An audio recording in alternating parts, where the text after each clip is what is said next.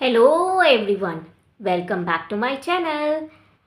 आज हम बात करने वाले हैं बिग बॉस सीज़न 18 के इस वीक के रिव्यू के ऊपर कि अभी तक इन 3-4 दिनों में क्या क्या घटित हुआ, क्या सही लगा, क्या गलत लगा मुझे as a viewer. I am sharing it with you.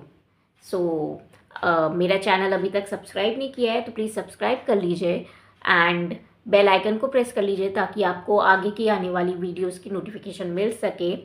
जो भी बिग बॉस में घटित हो रहा है I will come up with video.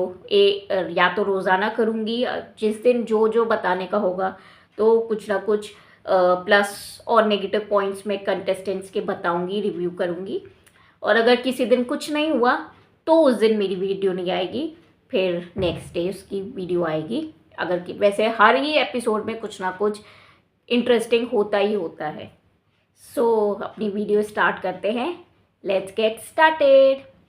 इस हफ्ते की स्टार्टिंग होती है नॉमिनेशन टास्क से एंड इस बार नॉमिनेशन टास्क में एक स्कूटर पे दो दो फ्रेंड्स करके कोई भी एक रिश्ता, या तो नफ़रत का रिश्ता था या दोस्त का रिश्ता था, और बिग बॉस ने दो लोगों की जोड़ी बना दी थी और एक्टिविटी रूम में जाके एक स्कूटर पे बैठ जाते थे और जो सबसे पहले वो कुल्हाड़ी उठा लेगा और अपनी फ़ोटो पे कुल्हाड़ी मार देगा वो एलिमिनेट हो जाएगा। और अगर 15 मिनट के टाइम पे कोई भी उठता नहीं है अपनी स्कूटर से तो वो दोनों ही पेयर में से दोनों कंटेस्टेंट एलिमिनेशन के लिए नॉमिनेट हो जाते हैं। ये इस बार का टास्क था नॉमिनेशन का। तो इसमें सबसे पहले जो जोड़ी में गए वो थे चुम और श्रुतिका एंड दिखता है कि इन दोनों की दोस्ती बहुत अच्छी है। इन लोगों को एक मौका दिया गया कि आप अपनी दोस्ती को प्रूव करके दिखाइए एंड उन लोगों में से कुर्बानी देने के लिए दोनों ही तैयार थे। तो श्रुतिका ने उठा लिया कुल्हाड़ी और अपनी फ़ोटो को तहस नहस कर दिया और चुम इस बार सेफ हो गई। तो इनकी जोड़ी के प्रति कोई टैक्टिक्स नहीं दिख रही थी, बस ये था कि कौन पहले अपने आप को नॉमिनेट करेगा। सेकंड जोड़ी गई अविनाश और ईशा की एंड मैं कहूँगी कि ईशा इतनी चालाक चंट चतुर लड़की है, उफ गॉड।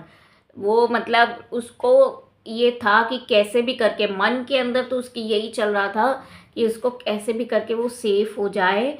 और वो बिल्कुल अविनाश के बंदूक चला रही है, मतलब अपनी उंगलियों पे नचाना कठपुतली की तरह वो उस लड़के को कर रही है एंड बहुत स्मार्ट चंट लड़की है।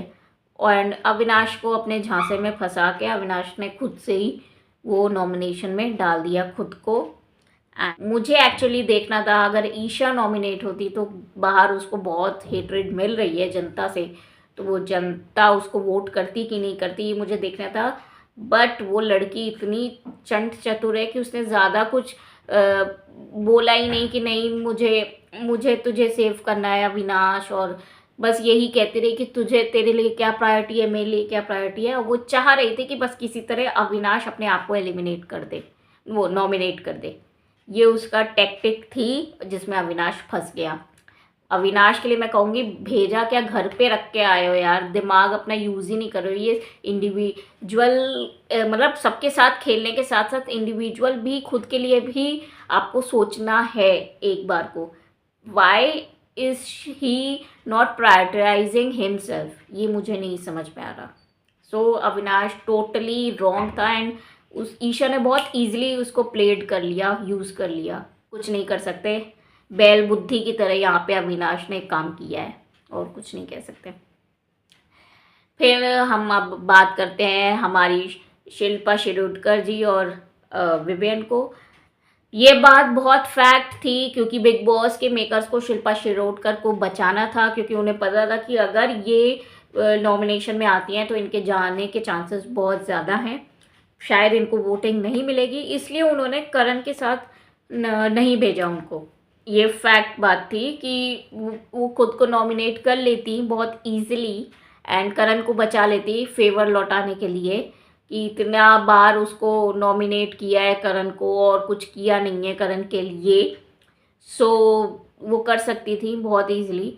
सो उन बिग बॉस को ये डर था, तो वो टेस्ट भी नहीं लेना चाह रहे थे शिल्पा का, इसलिए उन्होंने विवियन के साथ उन्हें भेजा। एंड वेरी स्मार्टली विवियन ने खुद को नॉमिनेट कर दिया, क्योंकि विवियन कहीं ना कहीं जानता है कि अरे मुझे तो पागलों की तरह जनता ऑडियंस अपना दिमाग खो चुकी है मेरे मामले में, एंड मुझे वोट करती ही रहेगी, मैं चाहे कुछ गेम में करूं चाहे ना करूं, फिर भी तो वोट्स मिलते रहेंगे मुझे। तो इसलिए शिल्पा शिरोडकर बहुत ईजिली बच गई। और फिर उसके बाद उनके डायलॉग्स आते हैं, तुम मुझे कर्जदार बनाते जा रहे हो। अरे भाई उसने कितना कर दिया भाई तुम्हारे लिए, तुमने उसको टाइम गॉड बनाया तो, और उसने एक बार तुम्हें सेव कर दिया इस बार नॉमिनेशन से। मुझे नहीं लगता इसमें कोई कर्जा लेना देना है, जो इतना बन के एक्टिंग कर रही थी वो फालतू की। So it's was bullshit. फिर जाते हैं करण और बग्गा, और ऑब्वियसली सी बात है वो दोनों में टशन है बहुत ज़्यादा, तो पता था कि कोई भी नहीं उतरेगा। एंड आप फालतू की बातें कि मैं पॉलिटिकल करेक्ट उस पर नहीं गया या आपने कितना किया, ये सब बातें डिसइंटरेस्टिंग सी। बस 15 मिनट किसी तरह वार्तालाप को करना था। फिर एंड में गई कशिश और सारा एक साथ, जो कि जिनका रिलेशन पता ही नहीं, दिखता ही नहीं है कि इनका रिलेशन था भी कुछ कि नहीं था। ना फ्रेंड्स दिखते थे ना एनिमीज़ दिखते थे। तो इनकी कैसी जोड़ी बनाई बिग बॉस से, ये समझ में नहीं आया। सारा ये क्यों बोल रही थी कि मैंने अपने बच्चों के लिए सेक्रीफाइस किया है, अब देखो मैं तुम्हें खाना खिलाती हूँ। अरे भाई तुम्हें किसी ने गन पॉइंट पे बिग बॉस में आने को नहीं बोला गया था, तुम बिग बॉस में आओ। अगर बच्चे इतने ज़्यादा इम्पोर्टेंट थे तो भाई वो उन्हीं को ही संभालना था। किसी ने नहीं कहा था कि तुम बिग बॉस में आओ, बिग बॉस में तुम अपने लिए आई थी। तो अपने इस एक्ट को सेक्रीफाइस की भाषा मत बोलो। अब मैं दिग्विजय की बात करूंगी, टाइम गॉड की, कि उसको पावर मिली किसी एक कपल को सेव करने की, तो उसने रजत दलाल और चाहत को सेव किया। एंड रजत दलाल को ये कहा कि मैंने एक फेवर रिटर्न कर दिया है। एंड मैं ये चीज़ कहूँगी कि अच्छा किया कि उसको सेव कर दिया। एक बार रजत दलाल ने नॉमिनेशन में जो जितने भी 5-6 कंटेस्टेंट थे उसमें से सेव करने को पावर मिला था रजत दलाल को, तो दिग्विजय को सेव कर दिया था। दिग्विजय ने उस चीज़ को रिटर्न कर दिया फेवर। एंड ये भी बोल दिया रजत से कि मैं तुम करना चाहो मेरे लिए करो, ठीक है, या नहीं करो वो अप टू यू, लेकिन अब आगे से मुझसे कोई एक्सपेक्टेशन नहीं रखना। सो क्लियर करके रख रहा है, ये मुझे बहुत अच्छी बात लग रही है दिग्विजय की। एंड सेव किया रजत दलाल को, ये भी बहुत अच्छा लगा। एंड चाहत से भी थोड़ी बहुत बात होती है दिग्विजय की, तो उसको भी सेव कर दिया, वो भी अच्छा लगा। अब मैं उस बारे में बात करना चाहूँगी कि जो दिग्विजय को बाहर से पब्लिक हेट कर रही है रजत दलाल के साथ भाईचारा नहीं निभाने की, और रजत दलाल के खिलाफ ये बोलने की कि उसका तो उसकी फैमिली के साथ रिलेशन नहीं है।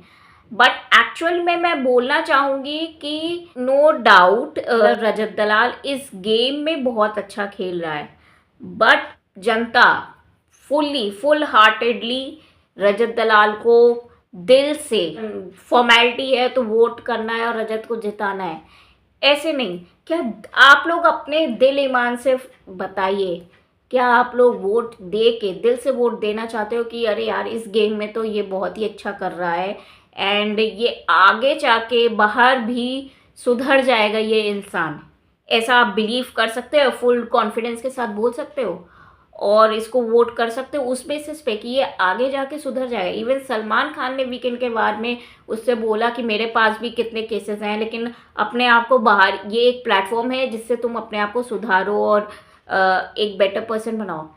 मेरे हिसाब से दिग्विजय को गलत ठहराना यहाँ पे गलत है, क्योंकि वो ट्रस्ट करता था रजत दलाल पे एक at a point of time पे, लेकिन रजत दलाल ने एक तो पहले तो उसको वही कॉफ़ी वाली बात थी, लोग उसको कह रहे कॉफ़ी वाली बात बहुत छोटी है, बट ये देखने का नज़रिया है कि छोटी है कि बड़ी है। लेकिन अगर तुम रजत दलाल के लिए मैं बोलती हूँ, अगर तुम दिग्विजय को वाकई में भाई मानते तो उसके एक स्टेटमेंट ही काफ़ी है। रजत को बोल दिया दिग्विजय ने कि कॉफ़ी नहीं देनी है विवियन को तो नहीं देनी है। फिर वहाँ पे ये नहीं देखना है कि ये बचकांड एक्शन है दिग्विजय का या फालतू की चीज़ है या अच्छी चीज़ है, ये चीज़ नहीं देखनी है। बट भाई भाई के बॉन्ड की बात चल रही है ना, ट्रस्ट की बात चल रही है, तो भाई नहीं देनी है कॉफ़ी तो नहीं देनी है।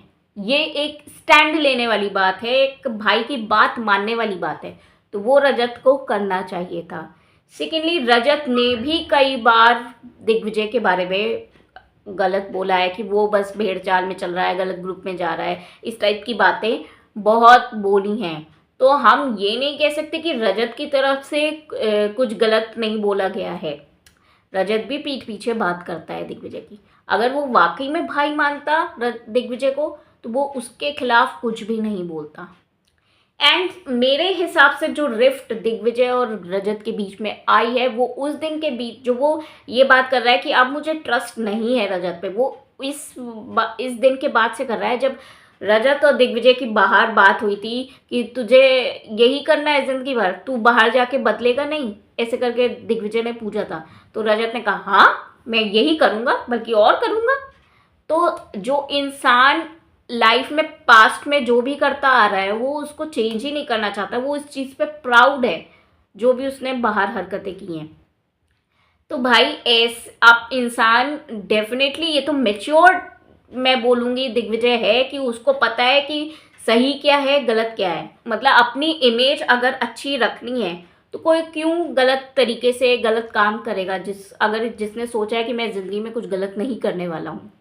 तो अगर वो डिस्टेंस मेंटेन कर रहा है तो इसमें कोई गलत बात नहीं है। अगर रजत ये बात बोल लेता कि हाँ मैं एक अपने आप को बेटर पर्सन बनाऊंगा, and he should be proud of himself on जो वो मेडल्स लेके आया है इंडिया के लिए, रादर देन जो वो गुंडागर्दी बाहर करता है, उसके लिए उसे प्राउड नहीं होना चाहिए। अगर ये चीज़ कह देता कि हाँ मैं मेडल्स लेके आया हूँ, मैं इसी चीज़ पे अपने व्यक्तित्व को और सुधारने पे वर्क करूँगा, बाहर अच्छा बन के इंसान दिखाऊंगा, तो मुझे लगता है दिग्विजय का पर्सपेक्टिव रजत दलाल के लिए कभी चेंज नहीं होता। वो बॉन्ड जो था मेंटेन कर रहे रहता वो दिग्विजय। वहाँ से माइंड उसका थोड़ा डिस्ट्रैक्ट हो गया दिग्विजय का रजत दलाल से। एंड मैं इसमें कोई भी गलत नहीं देखती दिग्विजय को। हर इंसान को पूरा हक है कि उसको किसके साथ रहना है किसके साथ नहीं रहना है, कौन उसके लिए ठीक है, किसके लिए फ्रेंडशिप बेटर है, संगत हमारे लिए ठीक नहीं है। ये हर इंसान को पूरा हक है अपने लिए चूज़ करने का। मैंने रजत दलाल के अंदर ये ऑब्ज़र्व किया है कि एक सॉफ्ट हार्टेड इंसान भी है उसके अंदर। वो इस चीज़ को और क्यों नहीं बढ़ावा देता। आज जब सर पे हाथ फैला रहा था, इतने प्यार से उसे सुलाने की कोशिश कर रहा था, वो इतना अच्छा लग रहा था, एक केयरिंग पर्सन की तरह वो लग रहा था। तो अगर वो इस चीज़ को नर्चर करता रहेगा लाइफ टाइम के लिए तो हर कोई उससे कंपनी में रहना चाहेगा। अभी तक 3 हफ्ते तक मुझे रजत दलाल का गेम बहुत अच्छा लग रहा था, अच्छा कर रहा था, अच्छा दिख रहा था। लेकिन पिछले वीक से जो उसने विवियन, अविनाश, ईशा की जो ग्रुप में वो शामिल होने लगा है, उन लोग की साइड ले रहा है, उन लोगों के साथ संधि कर रहा है, वो मुझे बिल्कुल भी पसंद नहीं आ रहा है। एंड अब मुझे लग रहा है कि रजत दलाल का गेम जो है, जो अब तक स्मूथली चल रहा था, वो अब डगमगाने लगा है। Now he is not on right path and ये लोग उसे कब इसके शोल्डर पे बंदूक कब चला देंगे, अपना फ़ायदा कब उठा लेंगे, ये इसको पता भी नहीं चलेगा। ठीक है, तो ये वही चीज़ हो रही है रजत दलाल के साथ। वो अपने आप को यूज़ करवा रहा है और कुछ नहीं। इस ग्रुप में जाने से इसे कुछ भी नहीं मिलने वाला। सो फ्रॉम नाउ मुझे थोड़ा इसका गेम डाइसी लग रहा है। जो अभी तक मेरा फेवरेट हुआ करता था रजत दलाल इस गेम में, नाउ आई कैन से कि अभी तो फ़िलहाल नहीं है, इस वीक के लिए और इससे 1 वीक पहले वाले के लिए। फाइनली जब दिग्विजय ने ये बात बोली कि हाँ रजत दलाल ने मुझे कैप्टन बनाने में रजत दलाल का बहुत बड़ा हाथ है, तो वो चीज़ मुझे बहुत अच्छी लगी। थैंक गॉड कि दिग्विजय ने इस चीज़ को रियलाइज़ कर लिया एंड उसको बोल भी दिया। जब कोई इंसान आपके लिए कुछ करता है तो उसको बाकायदा बोलना चाहिए कि हाँ, ये तुमने मेरे लिए किया है, बहुत अच्छा किया है। तो इससे एक आप एक बेटर पर्सन बनते हो, आप एक बिगर पर्सन बन के दिखते हो। तो ये चीज़ बहुत अच्छी लगी। अब मैं वो बात करती हूँ कि मुझे दिग्विजय की कौन सी बात अच्छी नहीं लगी। जब ईशा पूछ रही थी दिग्विजय से कि तुम किस नाव पे सवार हो, तुम किसके साथ हो, तुम रजत के साथ हो या तुम करण के साथ हो, है ना, तुम कैसे क्या खेल रहे हो, तो दिग्विजय ने बोला कि मेरे लिए सिर्फ ट्रॉफी मुझे जीतनी है, वो मेरे लिए इम्पोर्टेंट है, मेरे बाहर बहुत रिलेशंस हैं एंड मैं यहाँ पे रिलेशन बनाने नहीं आया हूँ। वो चीज़ इतनी ख़राब लगी है। मैं ये कह रही हूँ कि भाई ये रोडीज़ नहीं है, ये 1 महीने का शो नहीं है। रोडीज़ में जो तुमने गलती की वो उसको दोहराओ मत बिग बॉस में आके। मैं ये कहना चाहूँगी, आई विश मैं उससे बोल पाती ये बात कि रोडीज में भी उसने यही चीज़ कर कि मैं यहाँ पे फ्रेंड्स बनाने नहीं आया हूँ, और इस चक्कर में अपने ही जो गैंग था उसका 5-6 लोगों का, उनसे दुश्मनी मोल ले ली थी। वो सब लोग यही बोलते थे ये गैंग का ही सगा नहीं है। यहाँ पे इंडिविजुअल गेम नहीं होता है इसमें रोडीज में। वहाँ पे तो तुम्हें जो तुम्हारा गैंग है उसमें 5-6 लोगों के साथ मिलके ही चलना पड़ता है, एंड और गैंग्स में भी आपको अच्छे से रिश्ते बना के चलने पड़ेंगे, फ्रेंड्स बना के चलने पड़ेंगे। ये रोडीज की बात है। अब यहाँ पे तुम दिग्विजय स्मार्टली प्ले कर सकता है, कर सकता था, और वो ये मतलब यहाँ पे ये चीज़ें बोलने की ज़रूरत ही नहीं कि मैं यहाँ पे फ्रेंड्स बनाने नहीं आया हूँ, फ्रेंड्स बाहर बनाऊंगा। How can he be so stupid Digvijay यार, तुमसे उम्मीद नहीं थी ऐसे कि यहाँ ये बिग बॉस इंडिविजुअल गेम नहीं है। इस पे आपकी पर्सनैलिटी जो दिखेगी वो इंडिविजुअल है कि आप किस वे में सोचते हो, आप किस वे में बोलते हो, क्या बोलते हो, वो आपका दिखेगा व्यक्तित्व में। लेकिन यहाँ पे आपको रिलेशंस बनाने ही पड़ेंगे क्योंकि एक टाइम गॉड का टास्क होता है। तो टाइम गॉड बनाने के लिए आपको दोस्तों की ज़रूरत पड़ेगी, ठीक है। एंड खुदा ना खास्ता अगर बिग बॉस के मेकर्स ने कुछ चाल चल दी कि सिर्फ इंटरनल वोटिंग के बेसिस पे टॉप 5 डिसाइड कर दिए या टॉप 3 डिसाइड कर दिए, ठीक है, और बाहर की वोटिंग बंद कर दी, तो तुम कहाँ जाओगे भाई। सारे जितने भी घर के लोग उस समय मौजूद होंगे वो सब यही कहेंगे कि वो तो इंडिविजुअल गेम खेलने आता है, उसने तो कोई रिश्ते बनाए नहीं है, तो हम वो जब अकेला है तो हम तो उसे ही नॉमिनेट वोट आउट करेंगे और हम उसे घर से बाहर निकालेंगे। सबसे पहले तुम जाओगे यार दिग्विजय। ये बात क्यों नहीं तुम्हारे दिमाग में समझ आ रही है कि तुम्हें अच्छे रिश्ते बनाने पड़ेंगे। एट टाइम्स मन ना भी हो तो भी फॉर्मेलिटी के तक के भी दिखाओ उनको कि भाई हाँ मेरा तेरे साथ बहुत अच्छा बॉन्ड है। एंड नेचुरल बॉन्ड तो जिसके साथ बनता है वो तो बहुत ही अच्छा निखर के आता है बिग बॉस की जर्नी में। ऐसे कई रिश्ते बहुत बने हैं, जैसे बिंदु दारा सिंह और राजू श्रीवास्तव का एक सीजन में बहुत अच्छा रिश्ता बना था। गौतम गुलाटी वाले सीजन में P3G का जो ग्रुप था, प्रीतम, प्रणीत, पुनीत और गौतम, इन चारों का जो ग्रुप था वो इतना बढ़िया, मज़ा आता था उन लोगों को देख के, चारों को देख के।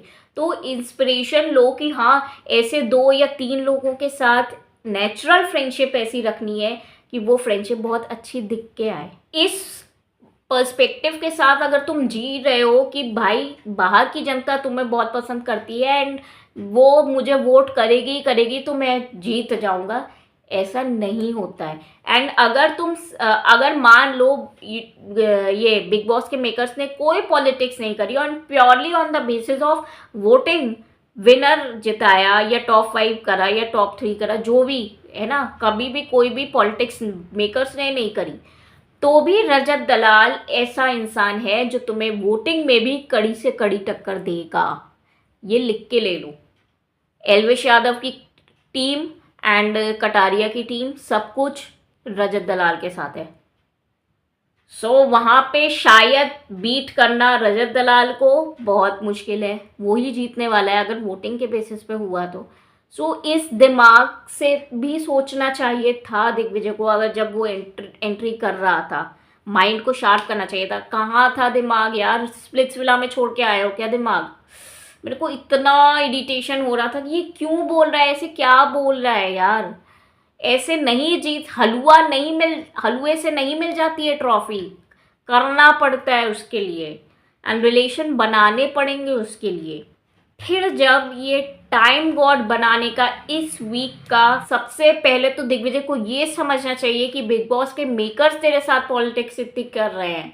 तुमने जैसे ही तुम्हें जो पावर मिली कि आप किसी एक को टाइम गॉड इस हफ्ते बनने से रोक सकते हो, तो तुमने अविनाश का नाम ले लिया। तो सीधे सीधे अविनाश को उन्होंने संचालक बना दिया। ये देखो, संचालक बना दिया, मतलब एक तरीके से कहना कि बिग बॉस के मेकर्स ने दिग्विजय के मुंह पे तमाचा मारा एक। अच्छा, मतलब जैसे उन्होंने डिसाइड कर लिया, तो उन्हें पता था कि दिग्विजय अविनाश का ही नाम लेने वाला है, तो अविनाश को हम संचालक बना देंगे। और अविनाश को बनाने का संचालक का मतलब ही उनका यही था कि ईशा को उन्हें टाइम गॉड बनाना है। ये डिसाइड हो गया था। अविनाश, तुम चाहे कितनी भी कुछ भी कर लेते, अविनाश तो इसी अपने ही ग्रुप से किसी को या तो विवियन को बनाता है या ईशा को बनाता है। ये फैक्ट बात थी जब वो संचालक बन गया था। कोई भी जो भी जिसने भी थोड़ा बहुत बिग बॉस की जानकारी हो, वो बहुत ईजिली ये बात बोल सकता है कि अविनाश के ग्रुप से ही कोई टाइम गॉड बनने वाला है, उसके संचालक बनती। अब यहाँ पे मैं ये बात बोलूँगी, जब आपको पूरा टास्क समझा दिया जाता है, बता दिया जाता है कि ये होना है, तो भाई माइंड क्यों नहीं चलाया दिग्विजय? कहाँ थे उस टाइम पे? ये चीज़ सोचनी चाहिए थी कि जितने भी दावेदार हैं, 3-3 को एक बार में निकालना है। तो अगर मैं लाइन से बाहर आ गया तो मेरे टॉप 2 या टॉप 2 कंटेंडर होने थे। टॉप 2 मेरे क्या होंगे, ये चीज़ माइंड में सोच लेना चाहिए था एक सीरीज़ कि मुझे अगर मेरे को जितनी बार भी मौका मिला, मुझे सबसे पहले इन 3 को निकालना है, फिर इन 3 को निकालना है। वाई सबसे पहले क्यों नहीं निकाला उन 3 को? कशिश का मैं मानती हूँ, ठीक है, कशिश का तुमने उड़ाया, वेल एंड गुड, तुम्हें चांस मिला। फिर तुमने ईशा को क्यों नहीं उड़ाया, सारा को क्यों नहीं उड़ाया? मतलब जो तुम्हारे इस गेम में कट्टर दुश्मन हैं, उनको क्यों नहीं उड़ाया? कोशिश करना चाहिए था ना कि अपने ग्रुप में से किसी एक का दावेदार बनाए। हम करण को बनाते, शिल्पा को बनाते, या चुम को बनाते, श्रुतिका को बनाते। कोशिश ये होनी चाहिए थी कि मैं इन चारों में से किसी को दावेदार बनाऊंगा। क्यों नहीं कोई स्ट्रेटजी बनाई माइंड में, या किसी से कुछ डिस्कस क्यों नहीं किया? I was literally disappointed by Digvijay man. दिमाग चलाना पड़ेगा, ये प्योरली दिल का गेम नहीं है, इसमें दिमाग चलाना पड़ेगा। बहुत Bigg Boss is very tough as compare to Roadies and Splitsvilla. और जब रजत दलाल और विवियन ये बात बोल रहे थे कि बारी बारी से बाहर जाएंगे, तो वहां पे क्यों नहीं लड़े कि नहीं, मुझे बारी बारी से नहीं जाना है, जो लाइन से बाहर पहले पैर रख देगा उसी के ही चांसेस सबसे ज़्यादा होंगे। लेकिन चलो उस पर नहीं लड़े, तो ये तो खैर कंफर्म था कि अविनाश सबसे ज़्यादा बार विवियन को ही भेजेगा, ये बात कंफर्म थी, वहाँ पे लड़ना बेकार था। लेकिन जब तुम्हारी एक ही बारी आनी थी, ये भी मुझे पता चल गया था। लेकिन एटलीस्ट एक बार, उस एक बार की बारी में मैक्सिमम जितना निचोड़ सकते थे उस अपॉर्चुनिटी को, वो करना चाहिए था। अपने दुश्मनों को सबसे पहले उड़ाना चाहिए था, फिर उनके ऊपर होता, रजत और विवियन के ऊपर होता, जो बचे कुछ ऑप्शन है उसमें से उन्हें क्यों बुलाना है। खैरात में मिल रही है ईशा को इस टाइम का time God. I am literally disappointed कि उस लड़की को टाइम गॉड मिलने का मौका मिल रहा है। वो डिजर्व ही नहीं करती है, ना टाइम गॉड, ना ही बिग बॉस की ट्रॉफी। एंड इतना मुझे खल रहा है कि वो अगले हफ्ते सेफ हो जाएगी। इस हफ्ते भी सेफ थी और अगले हफ्ते भी सेफ हो जाएगी, अविनाश और दिग्विजय की बेवकूफ़ियों की वजह से। Now I want to talk about Karan.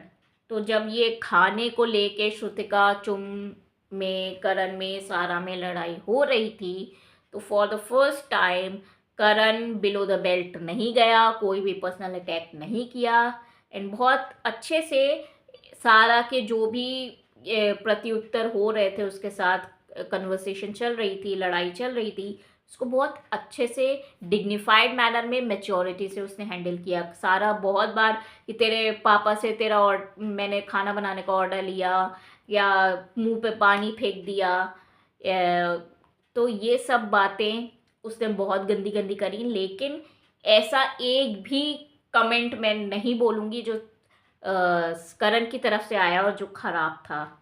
So hats off to you Karan, improvement बहुत है। एंड अच्छा, इस हफ्ते बहुत अच्छा हो रहा है अभी तक। आई होप ये वीक भी अच्छा जाए।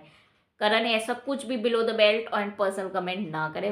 वेरी गुड, ऐसे ही लगे रहो, करते रहो। एंड जब वो दावेदारी वाला टास्क में, मतलब जिसको टाइम गॉड बनाना है एंड तुमको ईडन को उठाना पड़ा, तो 4 घंटे से ज़्यादा उठा लिया है ईडन जैसी भारी भरकम है। So hats off to you, इतना टाइम तक मतलब कड़ी टक्कर दी है अविनाश और ईशा को। भले ही ईशा जी टाइम गॉड बन गई, बट मुझे बहुत अच्छा लग रहा है कि करण की वजह से, करण ने बहुत टक्कर दी है। And I am proud of you Karan. मुझे करण का इस हफ्ते का सब कुछ बहुत अच्छा लग रहा है। सो ईशा टाइम गॉड बन चुकी है एंड अब देखते हैं ईशा का टाइम गॉड का कार्यकाल कैसा चलता है। बाकी के दिनों में पता चल जाएगा। एंड किन मुद्दों पे इस बार बात होगी, वीकेंड के बार पे देखते हैं। अगले रिव्यू वीडियो में मैं इस बारे में बात करूँगी। तब तक के लिए bye bye, take care, thank you for watching. And मेरा ये वीडियो अच्छा लगा हो तो इसको प्लीज़ एक लाइक बटन दबा दीजिए।